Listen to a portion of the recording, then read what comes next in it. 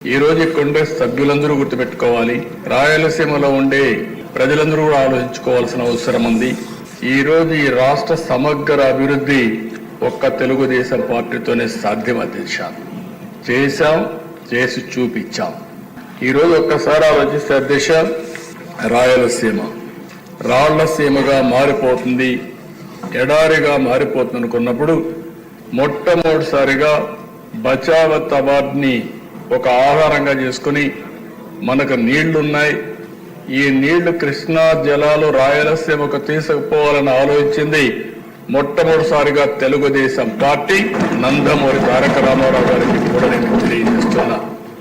ఆ రోజు ప్రారంభించిన ప్రాజెక్టులు మీరు చూస్తే తెలుగు గంగా, హంద్రి నీవా, నగిరి గాలేరు, ఇలాంటి ఆల్ ప్రాజెక్ట్స్ అధ్యక్ష ఈ రోజు అక్కడ జరిగిన అభివృద్ధి అంతా కూడా తెలుగుదేశం పార్టీని ప్రారంభించాం.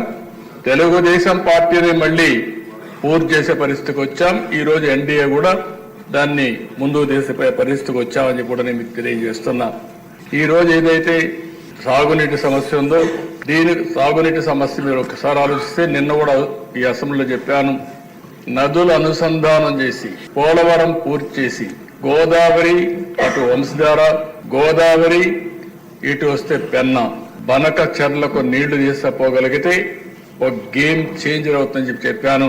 ఒక్క విషయం మీరు చూస్తే అధ్యక్ష, ఆ రోజు ఒక్క కియా మోటార్స్ రావాలంటే, దానికోసం రిజర్వాయర్ కట్టాలంటే, నీళ్లు కావాలంటే ఒక సంవత్సరంలో కట్టి, ఈరోజు ఆ రిజర్వాయర్ ద్వారా నీళ్లు ఇచ్చిన తర్వాత కియా మోటార్ వస్తే అనంతపూర్ జిల్లా ముఖ చిత్రమే మారిపోయిందంటే అది తెలుగుదేశం పార్టీ చూపించిన చొరవ అని చెప్పి కూడా నేను మీకు తెలియజేస్తున్నా.